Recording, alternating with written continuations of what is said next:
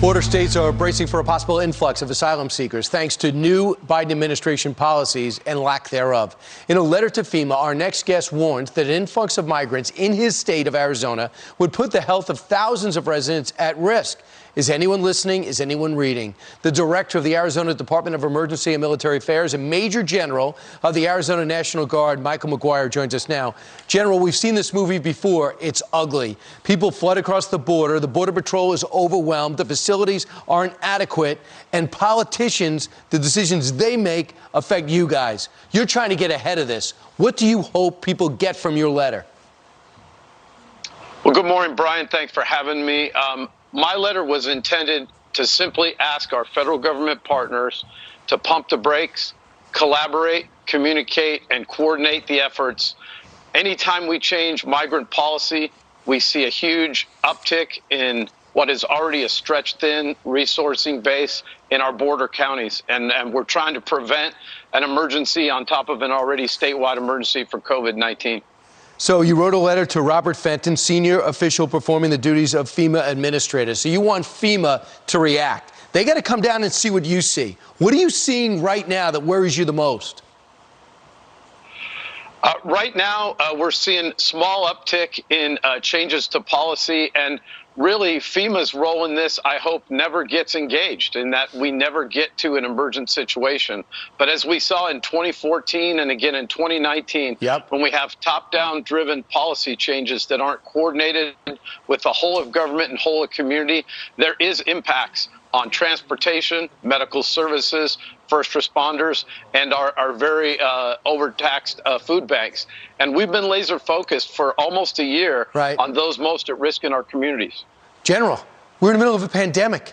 You know, we can't go to the movies, but we're going to make the Border Patrol go out there through Central and South Americans, people we know nothing about, and ask them to put their lives and their families' lives at risk. Do you feel as though you have to scream from the mountaintops for people to understand how important this is? Well, we have a great relationship with our Customs and Border Protection agents, our ICE agents, our immigration services here locally in Arizona. Here in Arizona, we've been tasked 4 times in the past to help surge badges to the border. They just do great work.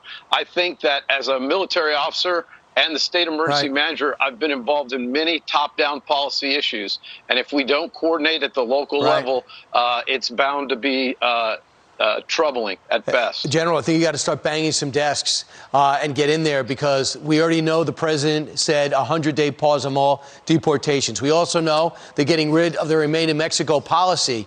That spells more than trouble for you guys.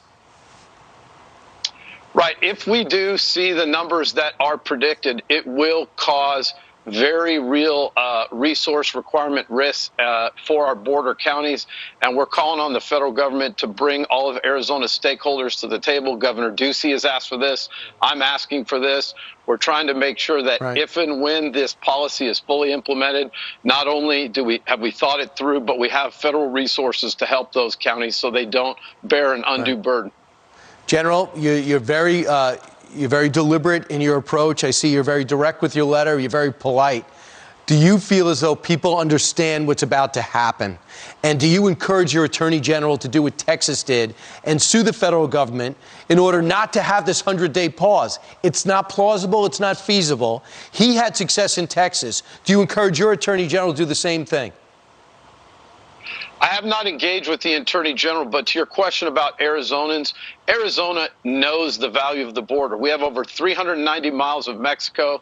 It's our primary route for commerce, our primary trading partner. We want open and free commerce with Mexico, but we also understand that while we have a pending statewide emergency, while all of our border states are also under a Stafford Act emergency for COVID-19, any large influx of people is going to put additional strain on housing, transportation, medical services, first response, and education. Yeah, it puts the whole country, let alone Arizonians, in danger, let alone the Border Patrol and ICE agents, whatever they're allowed to do. General, please be relentless. Your men and women's lives are at stake. I think you know that. I appreciate you joining us this morning. Yeah, thank you for having me, Brian. I appreciate you giving me the time, and I look forward to coordinating with the federal government. Yeah, you have an extremely important job. We appreciate you. Thanks so much. Best of luck. Hopefully Thank you. people read their mail. Meanwhile, straight ahead, students at the University